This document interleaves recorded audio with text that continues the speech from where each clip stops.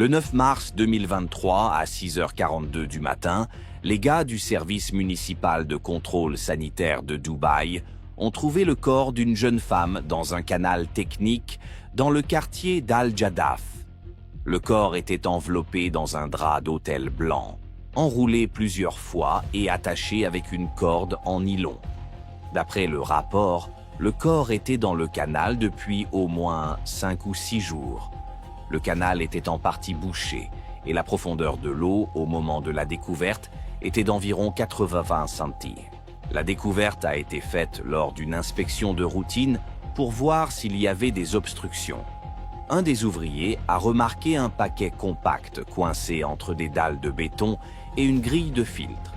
La police de Bourg Dubaï est arrivée sur place. En moins d'une heure, des drones ont été envoyés pour filmer la scène. La zone a été bouclée.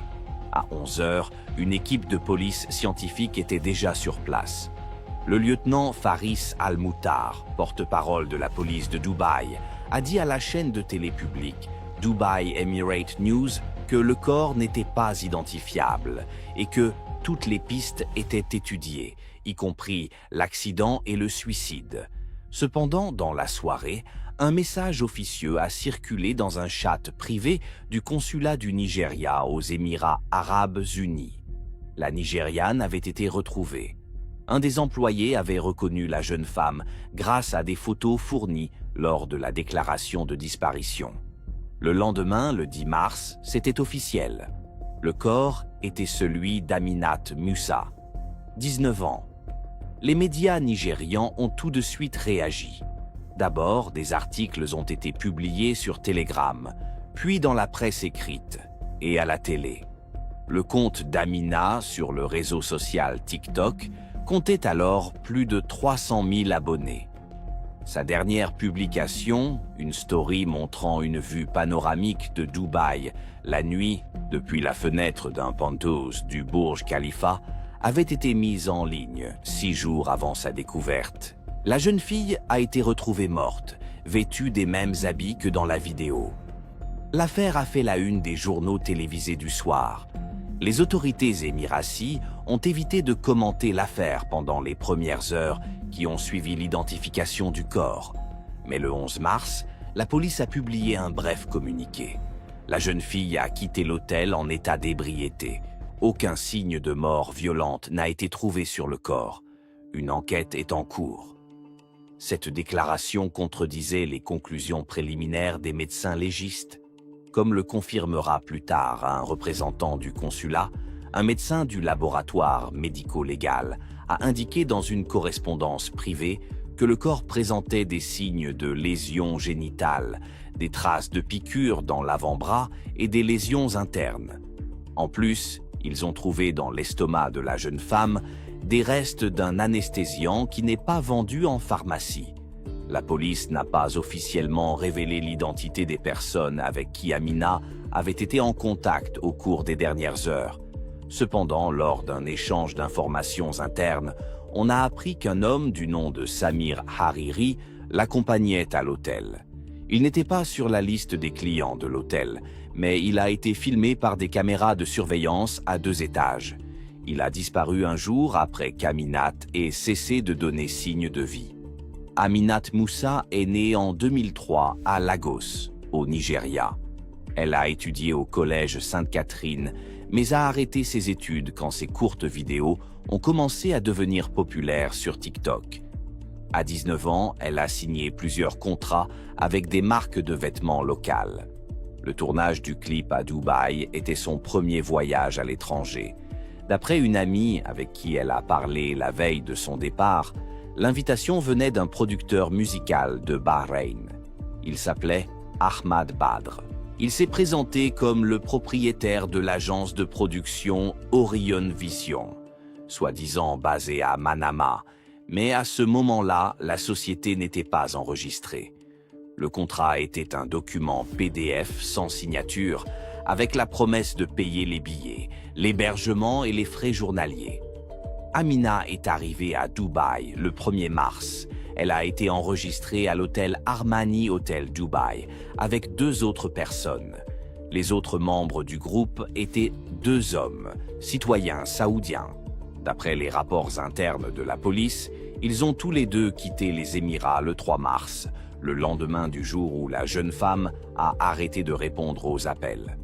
Le dernier appel à sa famille à Lagos a été enregistré le 2 mars à 20h22, heure locale. Elle a dit à sa mère qu'elle allait bien et qu'elle reviendrait dans une semaine.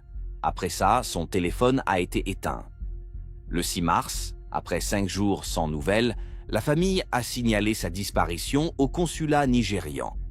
2 jours plus tard, le 8 mars, les Émirats arabes unis ont reçu une demande officielle du ministère des Affaires étrangères du Nigeria. Les premières mesures opérationnelles ont été prises par le personnel du consulat.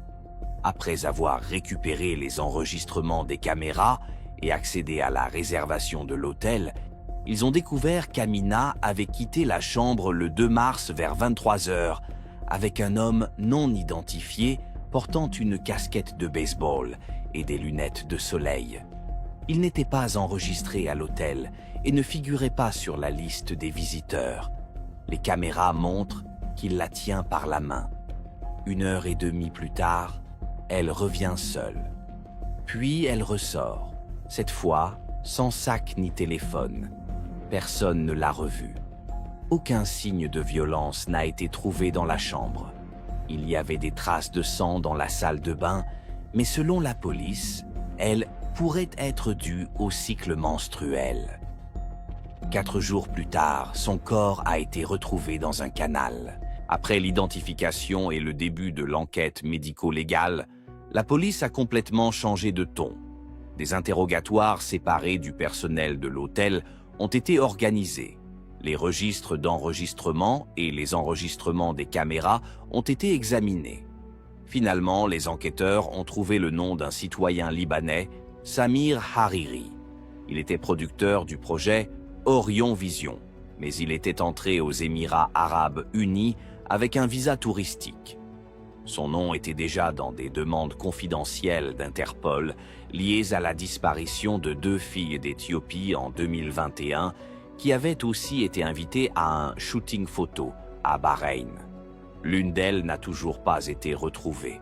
La deuxième a été retrouvée dans le désert, près d'El Muharraq, morte, avec des blessures similaires.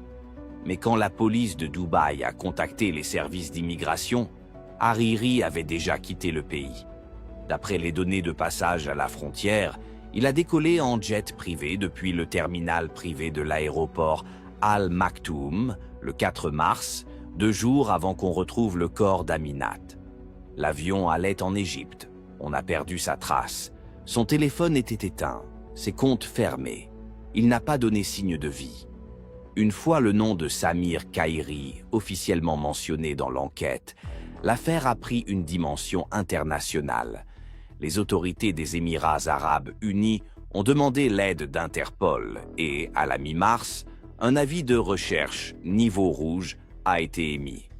Samir Hariri était alors enregistré comme entrepreneur dans le secteur des médias, avec plusieurs projets non confirmés juridiquement à Manama, Doha et Le Caire. Les documents reçus par le consulat nigérian indiquaient qu'au moins 3 jeunes femmes âgées de 18 à 21 ans avaient disparu après avoir été en contact avec lui à différentes dates. Aucun de ces cas n'a été officiellement porté devant les tribunaux. La police de Dubaï a repris l'interrogatoire des témoins à l'hôtel Armani Hotel Dubaï.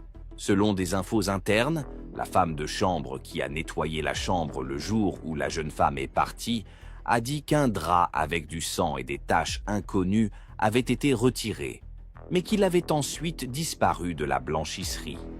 Il n'y avait pas de caméra dans la blanchisserie. Le service médico-légal a indiqué que des fibres et des particules correspondant au linge de l'hôtel avaient été trouvées sur le corps d'Amina, mais que l'ADN d'autres personnes n'avait pas pu être identifié, les traces ayant été effacées par un désinfectant. À ce moment-là, l'affaire a été classée comme meurtre avec violence sexuelle, mais sans suspect précis dans la juridiction. L'interrogatoire des témoins a donné des infos supplémentaires. Un employé de la réception, qui a souhaité rester anonyme, a dit aux enquêteurs que, dans la nuit du 2 mars, il avait vu Amina se disputer avec un inconnu à la sortie de l'ascenseur. Il était plus âgé, parlait arabe avec un accent et cachait son visage sous une casquette. La jeune fille avait l'air effrayée, mais n'a pas appelé à l'aide. Elle est ensuite sortie seule de l'hôtel. Les caméras ont filmé, 20 minutes plus tard, la même silhouette à la casquette de baseball sortir par l'entrée de service. L'angle de la caméra n'était pas bon. Les traits du visage ne sont pas visibles. Mais l'heure est presque identique.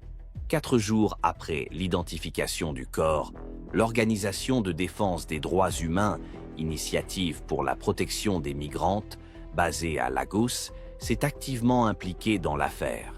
Elle a dénoncé des cas systématiques de disparition de jeunes filles africaines dans les pays du Golfe Persique et a fourni des informations sur 6 cas similaires au cours des 2 dernières années, qui n'ont pas fait l'objet d'enquêtes approfondies. En particulier, il y avait le cas de l'Éthiopienne Martha Alem, qui a disparu en novembre 2021 à Bahreïn après une proposition similaire pour un tournage. Son corps a été retrouvé 3 mois plus tard dans le désert, avec des signes de mort similaires. L'organisation a transmis à la police des Émirats arabes unis son propre dossier, dans lequel le nom de Samir Hariri était déjà mentionné.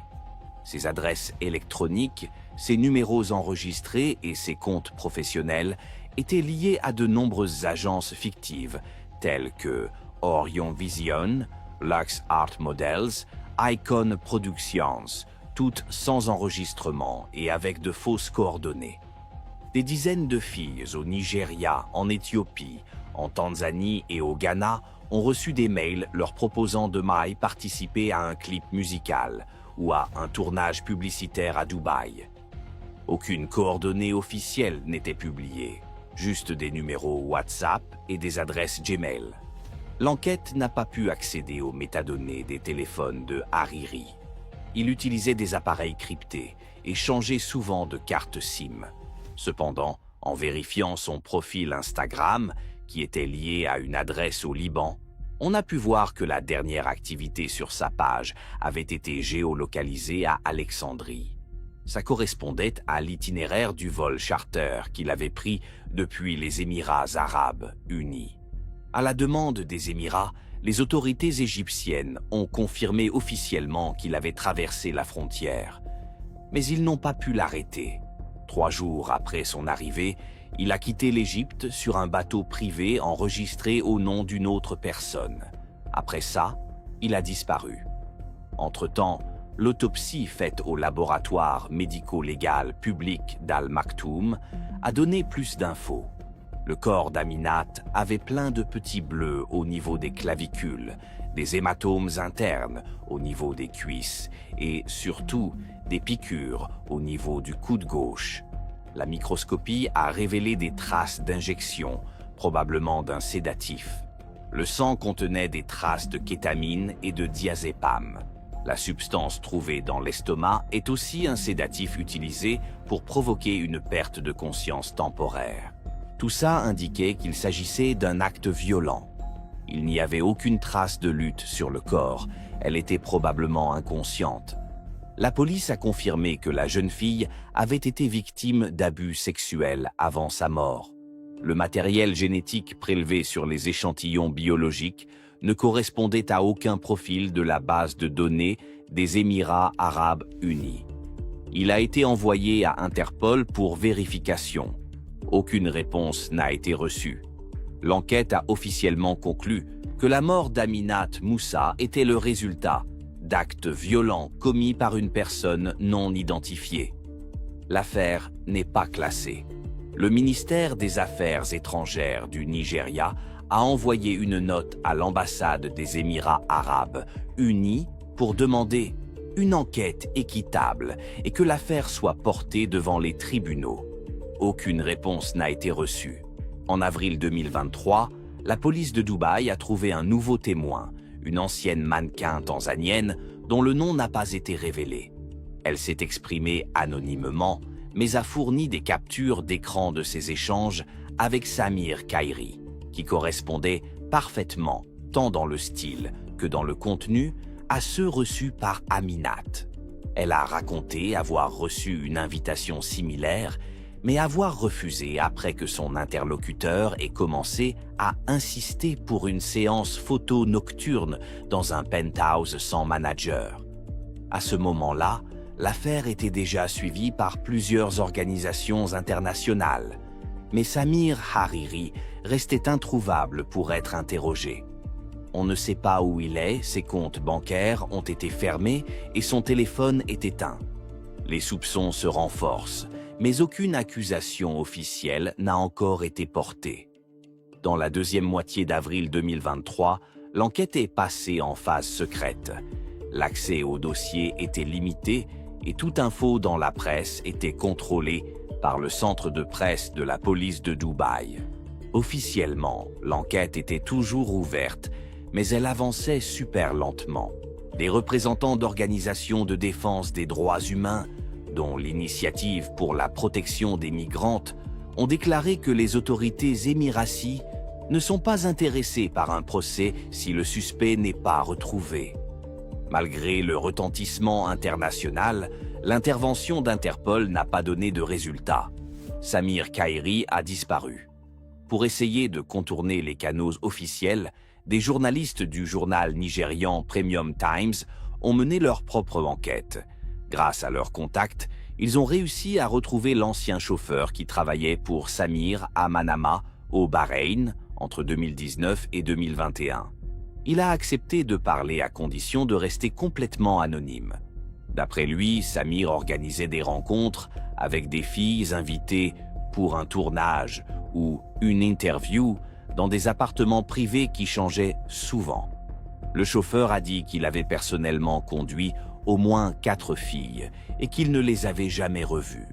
Elles ne sont pas revenues à l'hôtel ni au tournage et quelques jours plus tard, Samir a dit que ça n'avait pas marché, elle avait refusé. Les journalistes ont aussi réussi à mettre la main sur une copie du contrat qu'Aminat avait signé avant de partir pour Dubaï. Le document était établi au nom d'une société inexistante, Orient Vision Agency, prétendument enregistrée à Manama. La personne à contacter était Samir Hariri. Le contrat ne mentionnait pas les droits des mannequins, ne prévoyait aucune couverture d'assurance et n'avait aucune valeur juridique aux Émirats arabes unis. En gros, c'était un piège. À ce stade, l'enquête à Dubaï s'est heurtée à l'absence de preuves directes. Les caméras de surveillance qui ont filmé Aminat sortant de l'hôtel n'ont pas enregistré la direction qu'elle a prise après être sortie dans la rue. La visibilité est limitée la nuit. Il n'y a pas de caméra près des canaux techniques. Aucune caméra n'a filmé le moment où le corps ou la voiture ont été transportés dans le quartier d'Al-Jadaf. Ça a permis à l'enquête de supposer que le transport a eu lieu tard dans la nuit par des voies de service non enregistrées. Malgré la pression des médias et des défenseurs des droits de l'homme, les autorités des Émirats arabes unis ont continué à s'en tenir à la version officielle, mort à la suite d'un accident dans des circonstances non établies. Cependant, à la fin du mois de mai, l'affaire a connu un nouveau rebondissement. Un informaticien privé contacté par le consulat nigérian a réussi à récupérer des messages supprimés à partir d'une sauvegarde cloud du compte WhatsApp d'Amina. Il y avait des messages avec Samir où il se comportait comme un recruteur pro. Il envoyait le portfolio du studio, parlait de transfert, demandait d'envoyer le passeport, assurait qu'il y avait une équipe de tournage féminine. Mais dans le dernier message, il écrit « Fais-moi confiance. Ici, tout le monde est comme ça. Au début, ils ont peur, puis ils sont contents d'être arrivés. » Ce message a été envoyé le 1er mars à 21h38. Une analyse plus poussée du texte a permis aux enquêteurs de reconstituer le plan. Les filles étaient invitées à un tournage, on leur promettait des contrats, on les logeait dans des hôtels de luxe, puis on les coupait du monde pendant un court moment. Souvent, on leur donnait des médicaments. La disparition se passait entre 2 et 6 heures du matin.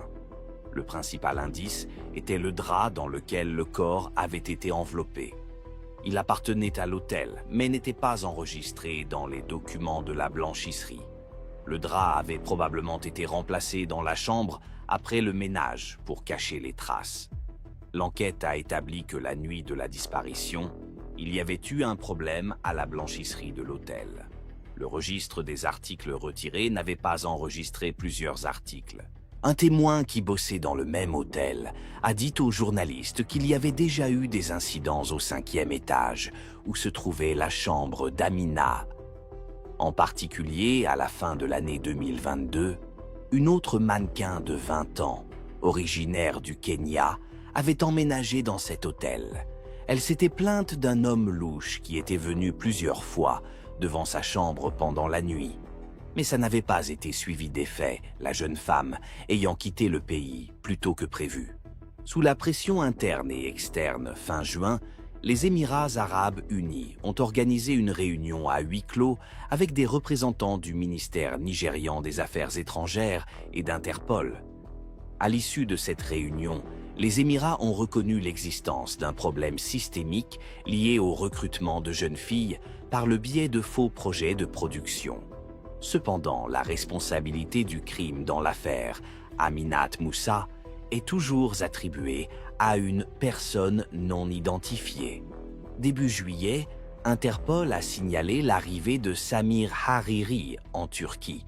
D'après les registres d'un hôtel privé de Istanbul, il est entré dans le pays avec un faux passeport au nom de Khaled Najib. Il a passé 3 jours à l'hôtel, payé en cash. Après ça, il a encore disparu. Les autorités turques ont lancé un mandat d'arrêt, mais les services secrets ne l'ont pas trouvé. Il est parti en voiture avec un chauffeur dont on ne sait rien. On a perdu sa trace sur l'autoroute vers la frontière bulgare. À ce moment-là, 6 épisodes liés à Hariri ont été confirmés. Dans le cadre d'une enquête parallèle menée à Bahreïn et en Égypte, d'autres victimes ont commencé à être identifiées. En juillet, une autre jeune femme, originaire d'Éthiopie, a déclaré avoir été détenue dans un appartement privé à Alexandrie pendant 3 jours au début de l'année. Selon elle, 2 autres femmes étaient des présentes. Elle s'est échappée lorsque le garde est sorti. Elle a reconnu Samir sur une photo.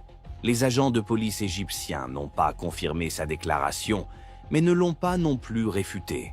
Elle a refusé de témoigner publiquement, craignant des représailles.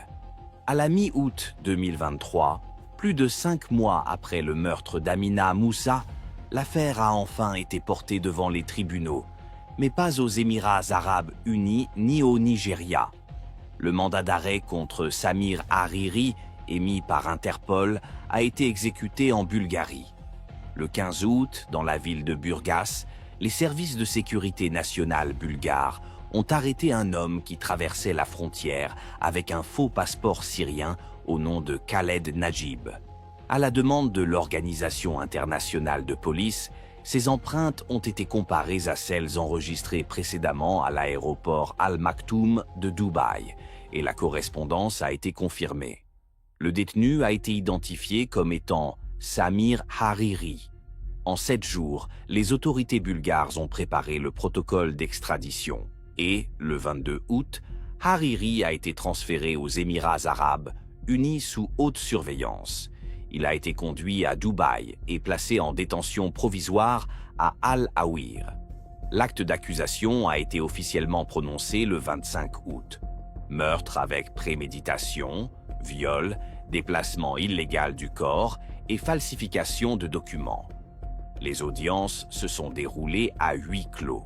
L'accusation a reçu 60 pages de documents, dont des rapports d'experts, des correspondances reconstituées, des enregistrements vidéo et des témoignages.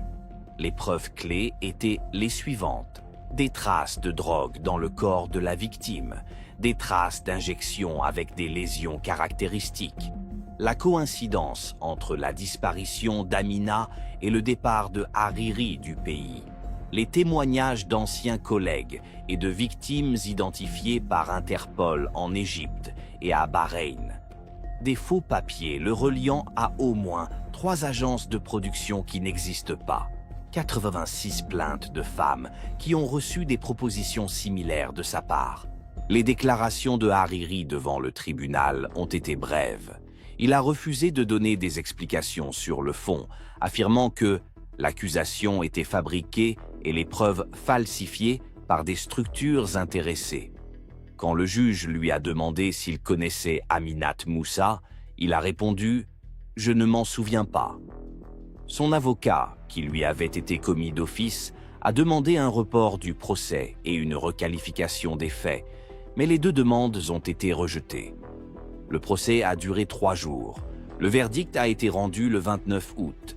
Samir Hariri a été reconnu coupable de tous les chefs d'accusation. La peine: la prison à vie sans possibilité de libération anticipée. Conformément à la loi des Émirats, la peine a été appliquée tout de suite. Il a été transféré à la prison de haute sécurité Al-Rafah, dans la banlieue d'Abu Dhabi. En parallèle, dans le cadre d'une nouvelle enquête, les autorités égyptiennes et bahreïniennes ont commencé à examiner tous les cas de disparition de jeunes filles qui avaient reçu des invitations de structures présumées liées à Karira. En octobre 2023, 4 cas à Bahreïn et 2 en Égypte ont été confirmés comme étant similaires.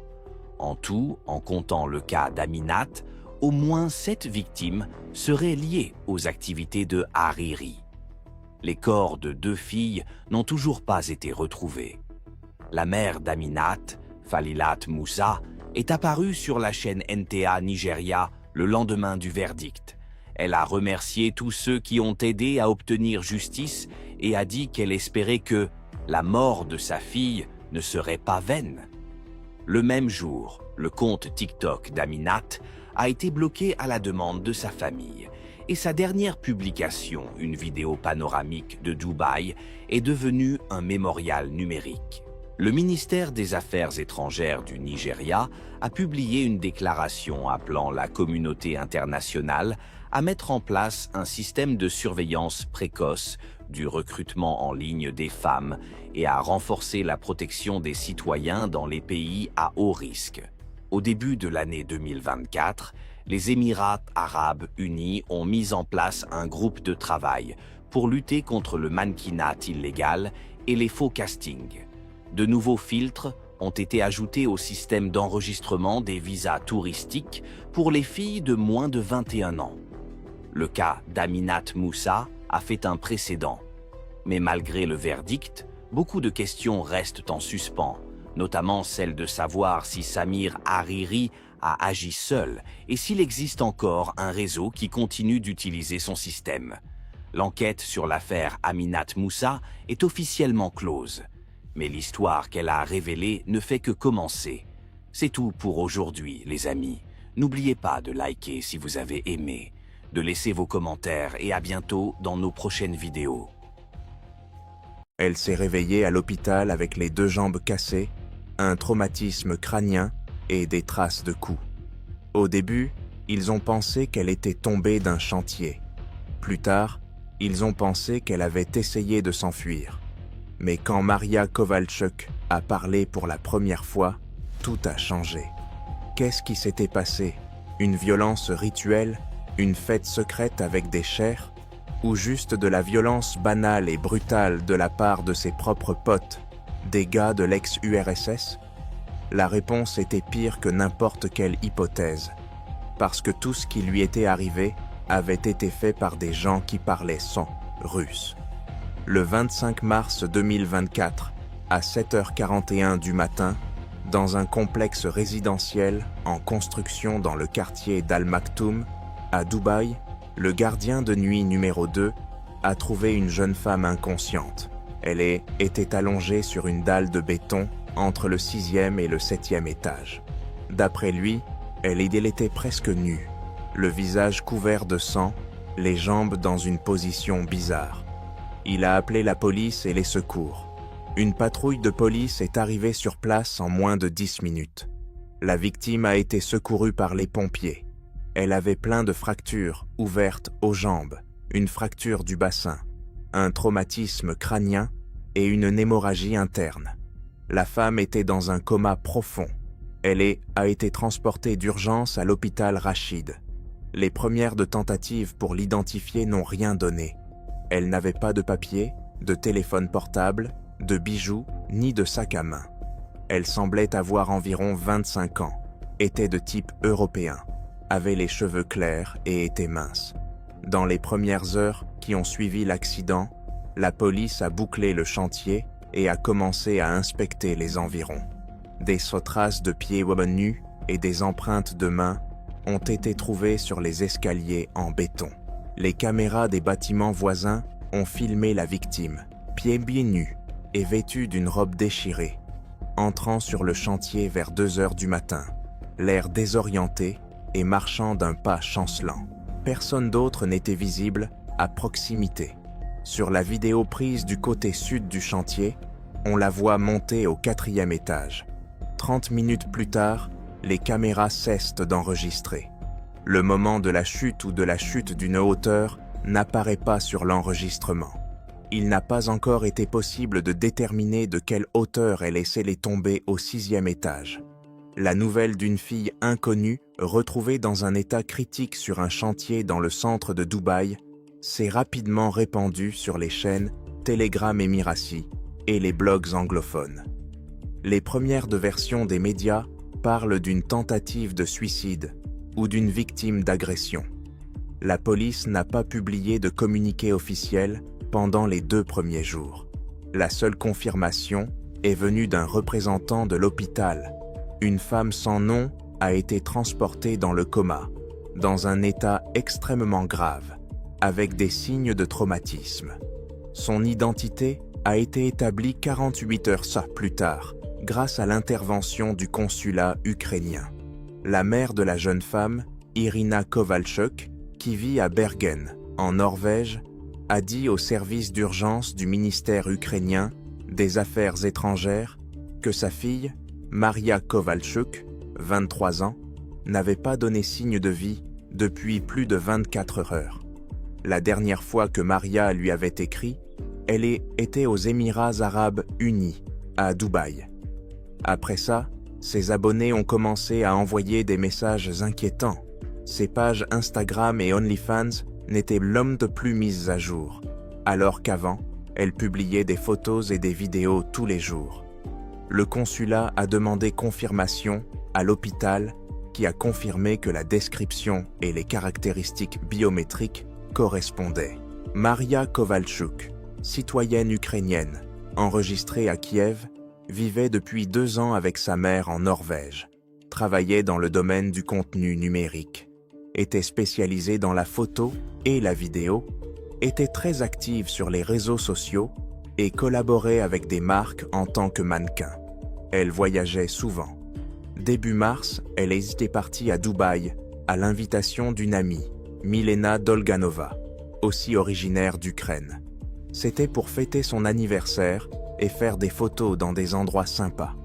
Les billets étaient billés pour Bangkok, avec une escale aux Émirats. On a retrouvé Milena 4 jours plus tard. Elle a confirmé que Maria était bien avec elle à Dubaï, qu'elle logeait à l'hôtel Emerald Palace et qu'elle l'avait vue pour la dernière fois le 23 mars au soir dans un karaoké du quartier de Marina. C'est là, selon elle, que Maria a rencontré un homme du nom d'Artem, qui s'est présenté comme un entrepreneur vivant aux Émirats. Après le club, ils se sont séparés. Milena dit qu'elle n'a pas revu son ami depuis. La police a interrogé le personnel de sécurité de l'hôtel et a visionné les enregistrements des caméras. Sur les images des caméras de surveillance fournies par l'hôtel Royal Marina Suite, on voit une fille ressemblant à Maria entrer accompagnée de 4 personnes, 2 hommes, une femme et un jeune homme.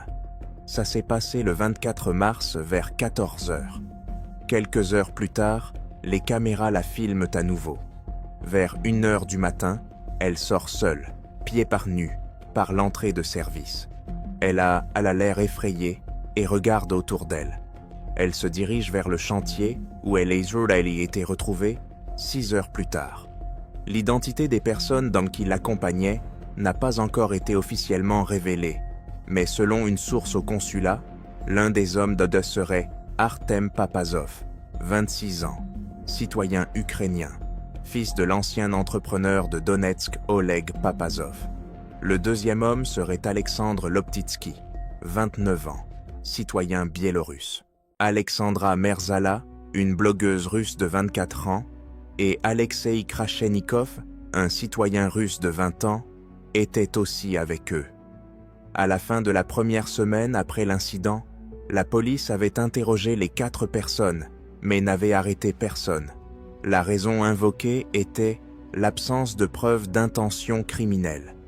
Un représentant de la police a déclaré que le séjour de la victime dans la chambre était volontaire et que sa sortie avait été constatée, sans trace de violence. L'affaire Ali était classée comme accident, à titre provisoire, dans l'attente d'informations supplémentaires. Maria était toujours dans le coma. Selon les médecins, son état était critique. La famille a insisté pour qu'une enquête indépendante soit menée, soulignant des signes de pression et de sabotage. Des organisations de défense des droits humains ont lancé une campagne pour que l'affaire soit confiée à des instances internationales. Les jours suivants ont tout changé. Dans le service de réanimation de l'hôpital Rachid, au 3e étage, la chambre numéro 316 était sous surveillance. Officiellement, c'était à cause de l'état grave de la patiente. En réalité, c'était à cause de l'intérêt croissant pour l'incident, qui commençait à dépasser le cadre d'une simple affaire pénale.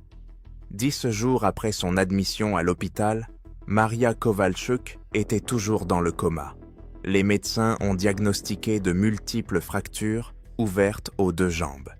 Une fracture du bassin, des lésions au sacrum, un grave traumatisme crânien et des contusions internes. Sur son corps, on a trouvé non seulement des blessures d'or récentes, mais aussi des traces d'anciens hématomes cicatrisés. L'expertise n'a pas confirmé de signes de violence sexuelle. La police a continué à qualifier l'incident d'« accident avec chute de hauteur ».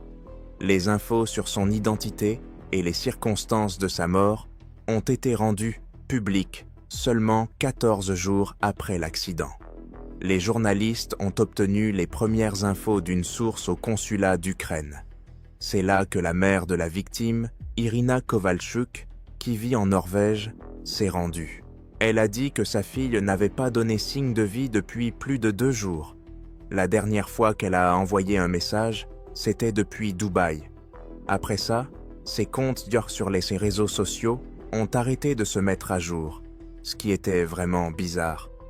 Maria Kovalchuk avait 23 ans, était ukrainienne, originaire de Kiev, et vivait depuis 2 ans avec sa mère en Norvège. Elle bossait comme mannequin et blogueuse et était super active sur Instagram et OnlyFans. Elle voyageait souvent et posait pour des photos commerciales. Début mars, elle y était partie à Dubaï, selon sa mère, pour voir une amie et tourner une vidéo. Elle avait un billet de retour avec une escale à Bangkok. Quelques jours plus tard, on a retrouvé l'amie de Milena Dolgonova.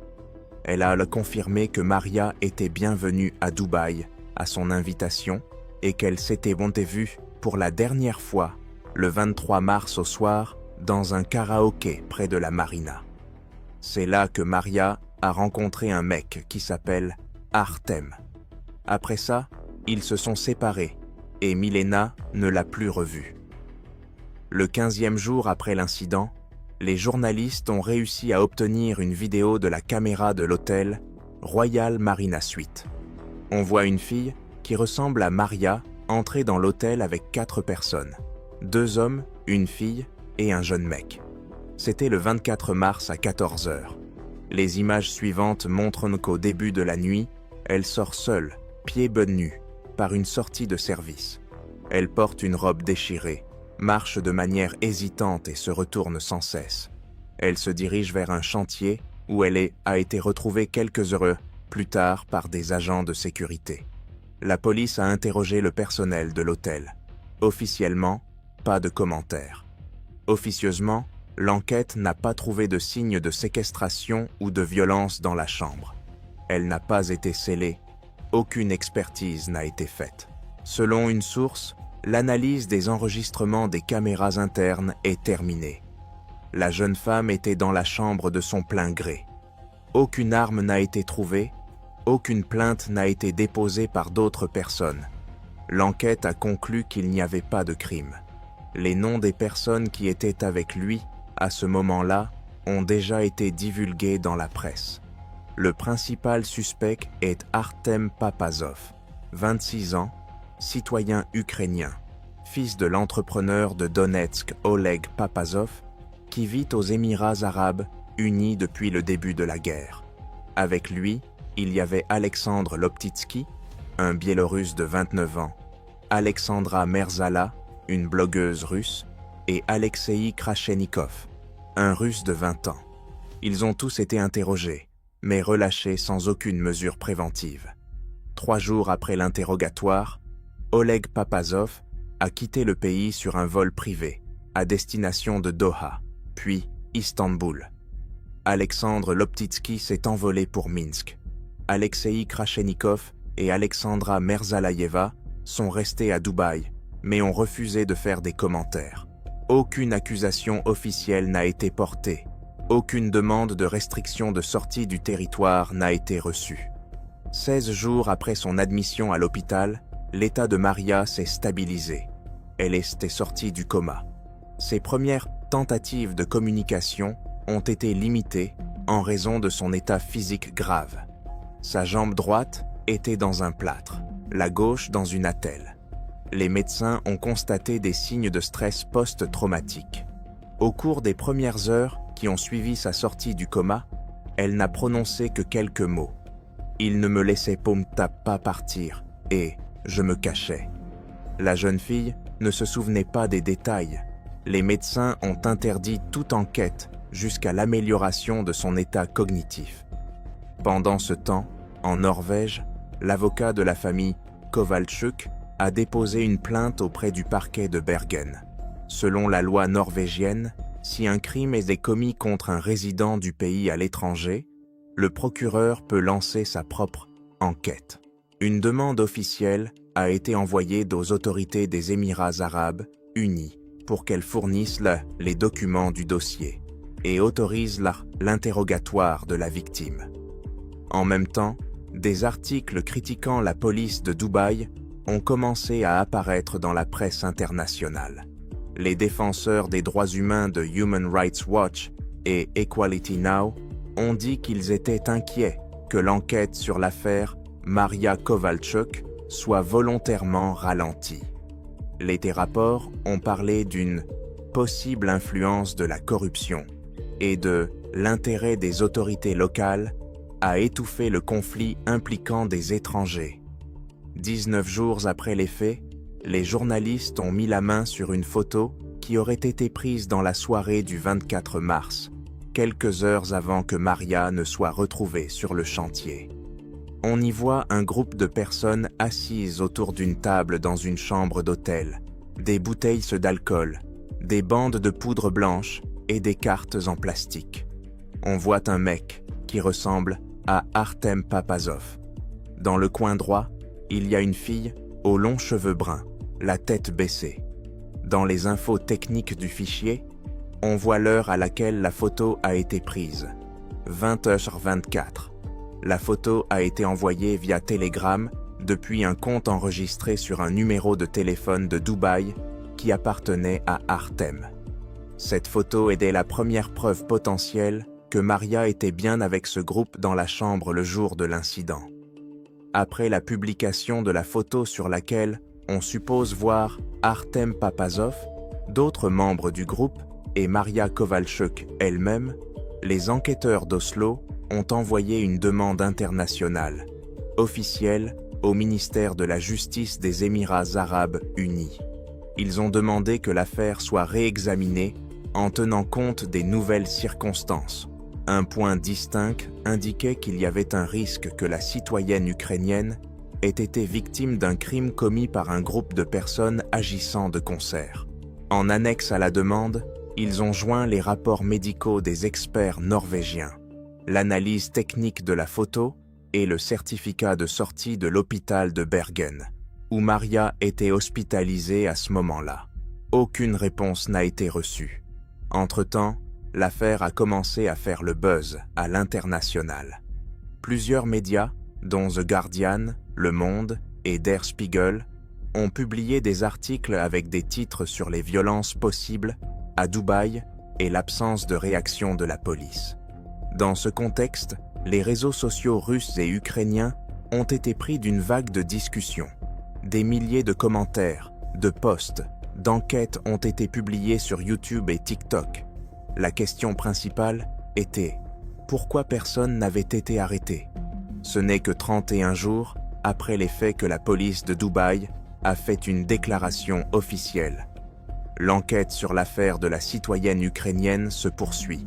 Les informations faisant état d'abus de la part de l'enquête ne correspondent pas à la réalité.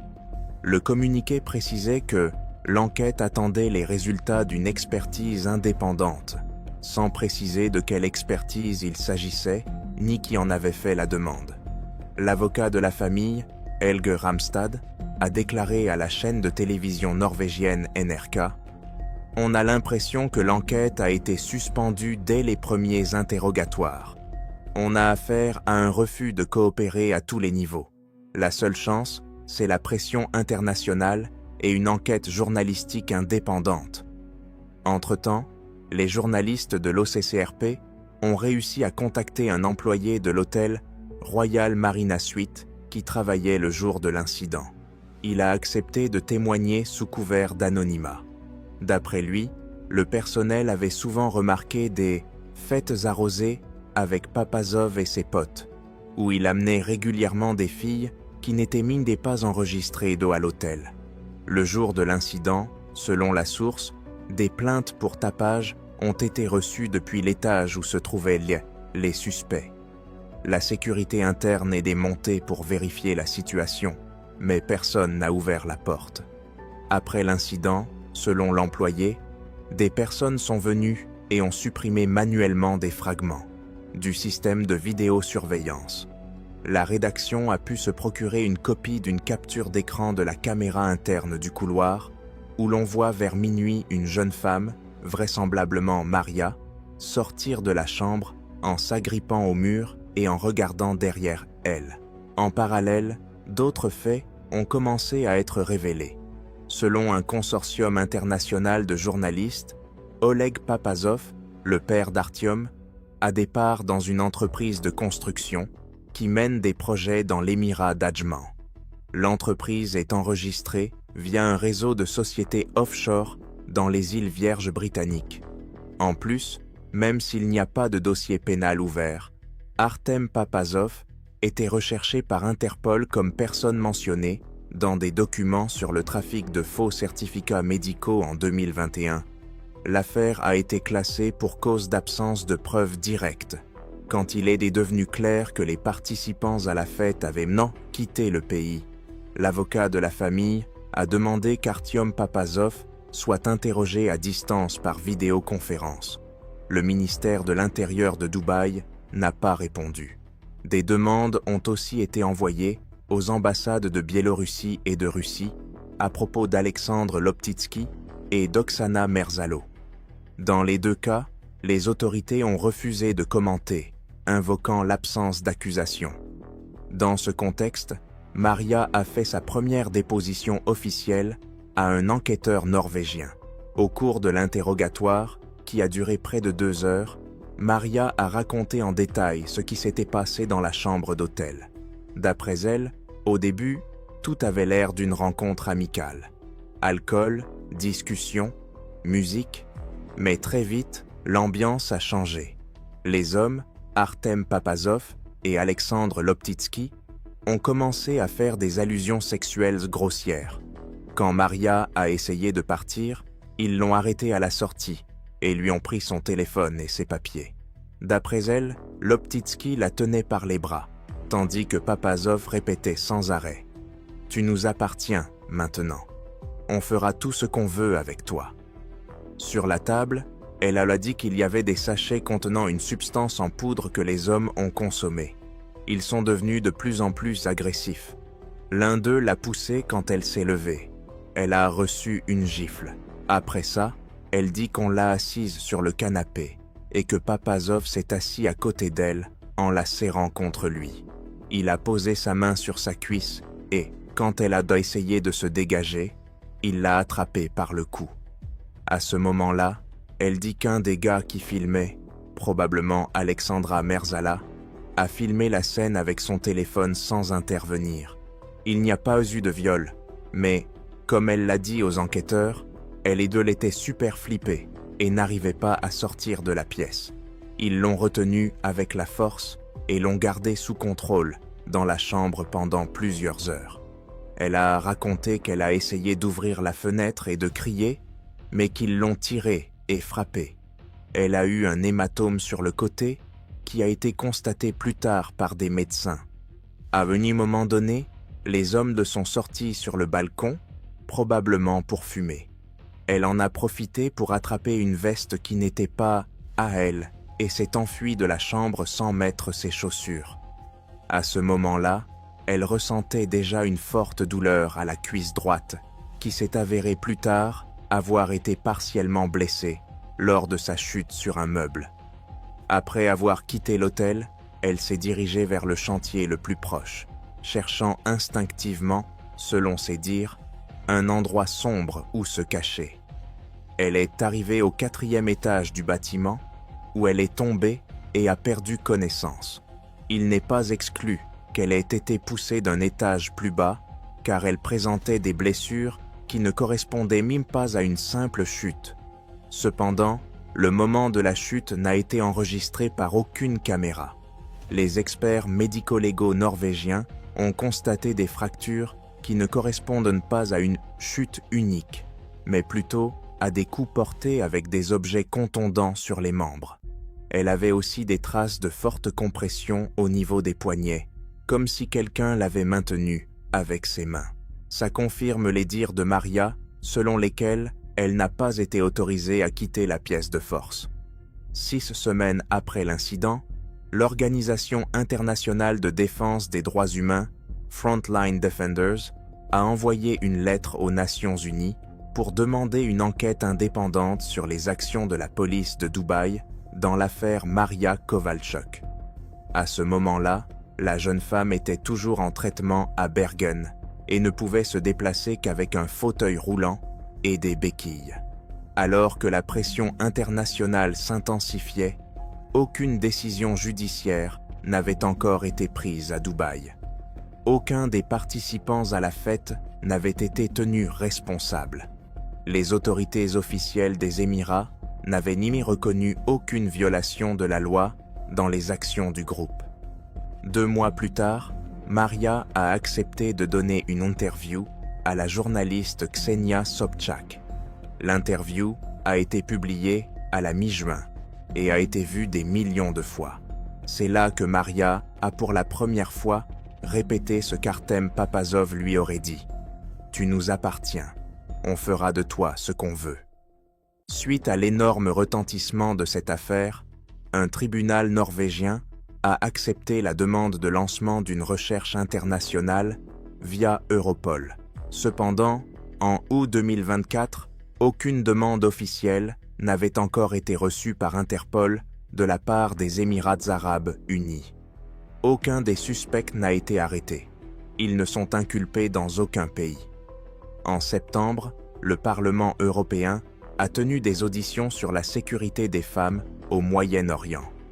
Le cas de Maria Kovalchuk a été inclus dans le rapport officiel des organisations de défense des droits humains. Les représentants du groupe juridique OCCRP ont demandé aux autorités des Émirats arabes unis de laisser une commission indépendante enquêter. Ils n'ont pas reçu de réponse. D'après les dernières infos, Artem Papazov vit en Turquie et bosse dans le bâtiment via des sociétés écrans enregistrées au nom de membres de sa famille. Alexandre Loptitsky serait à Minsk. Alexandra Merzatalova et Alexei Krashenikov n'ont pas été vus en public depuis la publication de l'interview. Leurs comptes sur les réseaux sociaux ont été supprimés. Maria continue sa rééducation. D'après les médecins, il lui faudra au moins 8 mois pour se remettre complètement. Sa mère, Irina Kovalchuk, s'occupe de l'aspect juridique de l'affaire et bosse avec des avocats de 3 pays. La plainte civile contre le groupe de personnes est toujours en cours devant un tribunal norvégien, mais les chances que ça aboutisse dépendent directement de la volonté politique des Émirats arabes unis et de la Turquie. L'affaire Maria Kovalchuk n'est pas officiellement classée, mais en réalité, elle est au point. Mort. Quand un journaliste lui a demandé ce qu'elle dirait à ceux qui étaient avec elle dans la chambre cette nuit-là, elle a répondu sans émotion que l'un d'entre eux au moins se lève et dise ce qui s'est passé, pour que je puisse oublier. Moscou, Russie, le 24 juillet 2022, à 1 minute après 5 heures du matin. La police a été appelée dans un immeuble résidentiel situé sur Ligovski Prospect, à Saint-Pétersbourg. Un appel anonyme reçu par la ligne d'urgence du ministère de l'Intérieur ne contenait qu'une seule phrase. Dans l'appartement 107, il y a le corps d'une fille, blessée à l'arme blanche, salle de bain. 15 minutes plus tard, une équipe d'enquêteurs, de techniciens de la police scientifique et d'agents opérationnels était sur place. Dans l'appartement situé au 5e étage, le corps d'une femme à moitié nue gisait dans la salle de bain, avec de nombreuses blessures par arme blanche à la poitrine, au cou et au dos. D'après le médecin légiste, il y avait au moins 20 blessures. Le sang avait recouvert le carrelage et une partie du corps était dans l'eau. Aucun signe d'effraction n'a été constaté. La porte était fermée de l'intérieur. Sur la table dans la chambre, il y avait un ordinateur portable avec l'onglet du service OnlyFans ouvert. La caméra était allumée. La connexion Internet était active. L'appareil continuait d'enregistrer. La victime a été rapidement identifiée. Il s'agissait d'une citoyenne russe de 26 ans nommée Anastasia Grishman. Elle était enregistrée auprès du ministère de l'Intérieur comme entrepreneuse individuelle dans le domaine des services de diffusion sur Internet. Les documents fiscaux indiquaient qu'elle avait gagné plus d'1 million de roubles depuis le début de l'année grâce à des plateformes en ligne.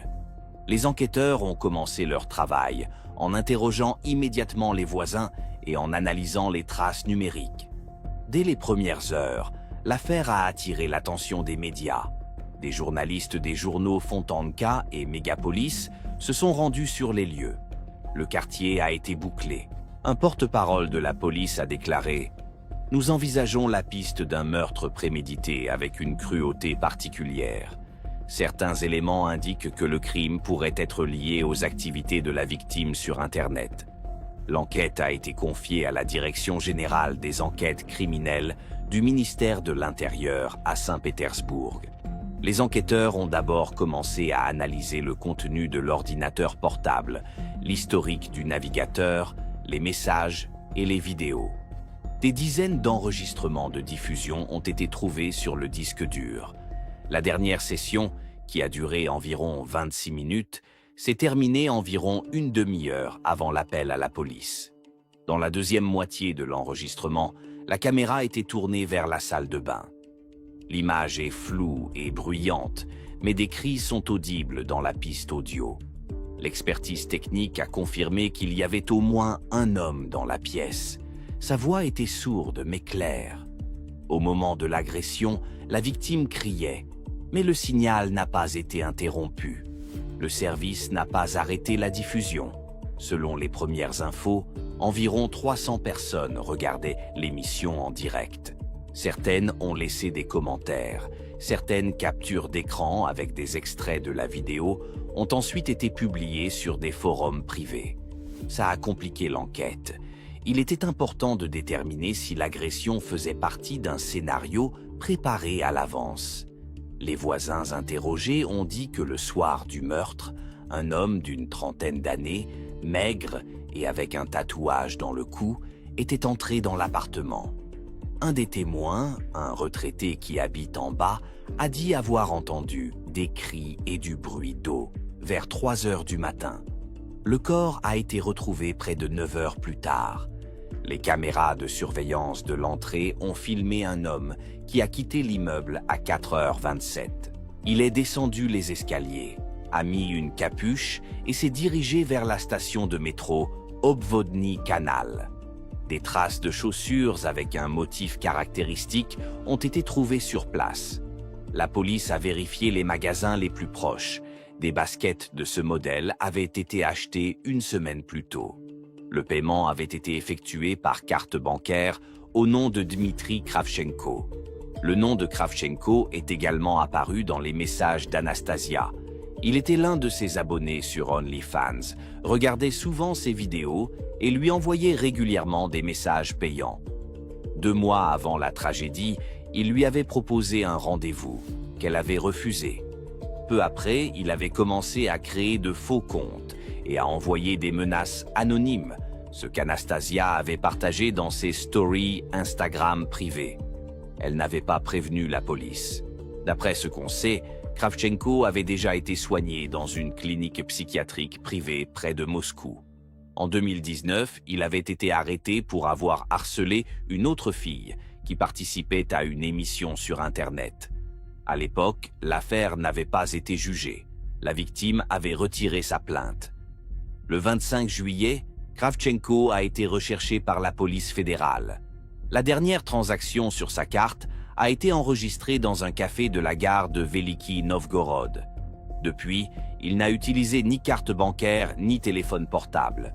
Les flics ont vérifié plusieurs hôtels, auberges et maisons de campagne dans la région de Leningrad. Les recherches ont duré 6 jours. Dans la nuit du 1er août, il a été arrêté dans le village de Ladva, où il se cachait chez des proches. Il n'a pas résisté lors de son arrestation. Lors de son interrogatoire, il a reconnu les faits. Selon lui, il ne voulait pas tuer, mais seulement effrayer. Il a déclaré que tout avait dérapé. Plus tard, lors d'une confrontation, les enquêteurs ont constaté qu'il connaissait des détails précis de l'intérieur de l'appartement, qui n'avaient pas été divulgués dans les médias. Une expertise psychiatrique a été ordonnée. Après son arrestation, Dmitri Kravchenko a été transféré dans un centre de détention provisoire de la direction du ministère de l'Intérieur de Saint-Pétersbourg. Pendant les 48 premières heures, il a été interrogé par des agents et des membres du comité d'enquête. Lors des premiers interrogatoires, Kravchenko est resté calme, se renfermant parfois dans le silence. Les médecins ont noté des signes de détachement émotionnel et de lenteur. Quand on lui a demandé pourquoi il avait fait ça, il a répondu de façon vague « Elle m'avait promis plus que ce qu'elle m'a donné. Je sentais que je devais faire quelque chose. » Il n'a pas nié le meurtre, mais l'a qualifié d'acte qui s'est produit de manière inattendue. Plus tard, ces déclarations seront utilisées par la défense pour établir une partie de la responsabilité pénale. L'équipe d'enquête a reconstitué le déroulement des événements heure par heure. Selon les experts, Kravchenko est arrivé à Saint-Pétersbourg 3 jours avant le crime. Il a séjourné dans un appartement loué sur l'île Vassilievski, réservé via une application de location immobilière. Sur le téléphone portable de Kravchenko, on a trouvé des captures d'écran du profil d'Anastasia sur OnlyFans, ainsi qu'une carte avec l'itinéraire jusqu'à son domicile. Sur Internet, il a recherché des requêtes telles que « Comment trouver une adresse à partir d'une photo » et « Comment trouver un numéro de téléphone ». Cela indique des actions délibérées. En plus, il a commandé un couteau pliant via une boutique en ligne. Il l'a récupéré dans un point de retrait 2 jours avant le meurtre. L'expertise a confirmé que les traces de sang trouvées sur la lame correspondent à l'ADN d'Anastasia Grishman. Le soir du 23 juillet, vers 21h, Anastasia a commencé une nouvelle diffusion en direct. Elle était chez elle, comme d'habitude. Sur l'enregistrement de la caméra, on voit quelqu'un frapper à la porte vers 22h. Le son est coupé, mais on voit clairement qu'elle interrompt la diffusion, quitte le champ de la caméra et revient quelques minutes plus tard.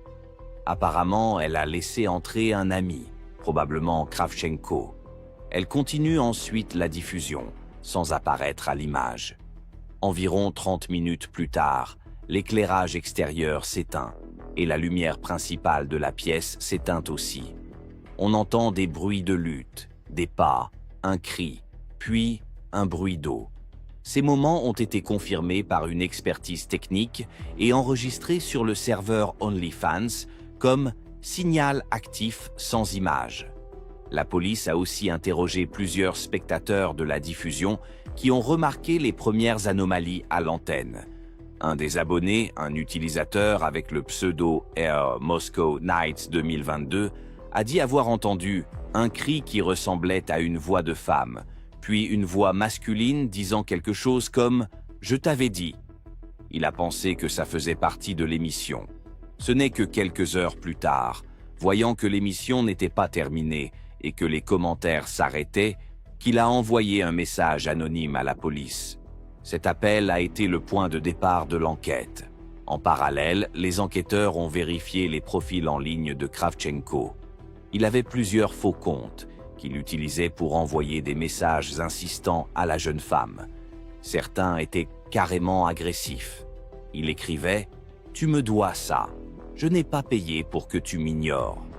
L'un des comptes s'appelait Real Client 68, l'autre Revenge Fan.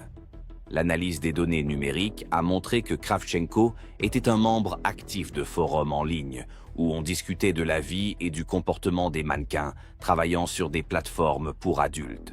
Il laissait des commentaires critiquant leur comportement, les accusant souvent de tromper le spectateur. Selon les experts, ça indiquait la formation d'une pensée obsessionnelle avec des éléments de manie. Pendant ce temps, à la demande de l'enquêteur, un profil psychologique complet du suspect a été établi. Les experts du Centre fédéral de psychiatrie légale, Serbski, ont noté que Kravchenko était un homme de 28 ans, qui n'avait jamais travaillé officiellement, vivait dans la banlieue de Moscou avec sa mère, menait une vie recluse et avait des antécédents de symptômes bipolaires diagnostiqués. Il suivait un traitement irrégulier. D'après les voisins, il passait la plupart de son temps chez lui, devant son ordi, et s'intéressait aux émissions fermées. Un voisin a dit que Dimitri se sentait humilié par la société et traitait les femmes de manipulatrices. Ces infos ont été confirmées en regardant ses messages sur Internet. La victime, Anastasia Grishman, est née à Samara, puis a déménagé à Saint-Pétersbourg. À partir de 16 ans, elle a vécu seule et a travaillé comme maquilleuse. À 22 ans, elle a commencé à tenir un blog sur Instagram, puis a commencé à bosser sur des plateformes de contenu payant. Elle avait plus de 20 000 followers alors qu'elle vivait dans un studio loué. D'après ses potes, elle était renfermée mais ambitieuse. Le jour de la tragédie était une journée de boulot normale. Elle avait prévu de faire un live, puis de poster de nouvelles photos. Ni ses potes, ni ses collègues n'ont signalé de conflit. Son téléphone portable, retrouvé dans la cuisine, contenait une conversation avec une amie où elle écrivait à 23 heures « Quelqu'un frappe, je crois que je sais qui c'est, j'ouvre tout de suite ». C'est le dernier message enregistré. Une expertise psychologique et psychiatrique, terminée le 9 août 2022, a déclaré Dimitri Kravchenko responsable de ces actes. Selon les experts, au moment du crime, il était conscient de la nature de ses actes et pouvait les contrôler. Le procès a commencé le 20 novembre au tribunal municipal de Saint-Pétersbourg. Les audiences se sont déroulées à huis clos à la demande de la famille de la victime. Le parquet a retenu l'article 151, paragraphe 2 du Code pénal russe, qui qualifie le meurtre de particulièrement cruel. Au cours de l'enquête et du procès, la défense a tenté d'insister sur un accès de folie passagère. Mais les enregistrements faits sur les lieux du crime, l'histoire de la persécution et les preuves de l'intentionnalité ont réfuté cette version. Les principales preuves étaient les enregistrements vidéo trouvés sur l'ordinateur portable et le serveur OnlyFans, ainsi que l'expertise audio qui a confirmé la présence de phrases cohérentes pendant l'agression. En plus, les enquêteurs ont trouvé des gants avec des traces de sang et l'emballage d'un couteau dans une poubelle près de la maison de Kravchenko. Au tribunal, il est resté calme, a reconnu sa culpabilité, mais a dit qu'il ne se souvenait pas du moment où il a frappé. « J'ai eu un voile devant les yeux. Elle a dit quelque chose qui m'a fait perdre mon sang-froid. » Mais le procureur a lu sa correspondance où il avait écrit quelques jours avant le meurtre sur un forum. Il pense que les spectateurs sont des donateurs stupides.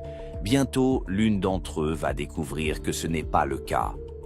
Dans son verdict rendu le 3 février 2023, le tribunal a déclaré Kravchenko coupable et l'a condamné à 18 ans de prison dans une colonie pénitentiaire de régime strict.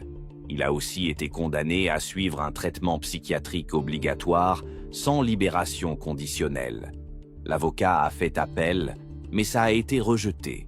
Le tribunal a estimé que les actes du prévenu étaient une démonstration d'agression et de haine délibérée envers la victime, basée sur l'idée de possession et de contrôle. Au cours de l'enquête, les forces de l'ordre n'ont pas trouvé d'autres victimes, mais ont trouvé des signes de tentatives similaires de harcèlement envers d'autres filles.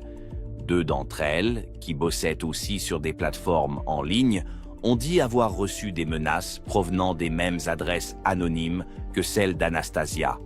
À la fin de l'enquête, aucun élément constitutif d'infraction pénale n'avait été établi pour ces faits. Un représentant du ministère de l'Intérieur a dit que l'enquête pourrait être rouverte si de nouvelles plaintes étaient déposées. Le meurtre a eu un grand retentissement dans la société. Les médias, qui se limitaient au début à des titres comme « Tragédie en direct », ont rapidement commencé à publier des analyses sur la sécurité des mannequins en ligne. On a parlé de la réglementation des plateformes en ligne, du manque d'algorithmes pour réagir aux signaux d'alerte pendant les diffusions, et du stress psychologique des créateurs de contenu. Les défenseurs des droits des femmes et de la sécurité numérique ont organisé plusieurs actions pour demander un contrôle plus strict des menaces sur Internet. Le profil d'Anastasia a été supprimé d'OnlyFans. Sa famille a refusé de faire des déclarations publiques. L'appartement où le meurtre a eu lieu a été mis en vente. L'affaire pénale Nero 424-2022 a été classée avec la mention « peine purgée » dans son intégralité par le condamné. Cette enquête reste l'une des premières en Russie, où un crime a été commis sous les yeux de centaines de spectateurs et filmé en direct sans que la plateforme ou les utilisateurs n'interviennent. Elle a montré à quel point la frontière entre l'illusion numérique et la violence réelle est mince.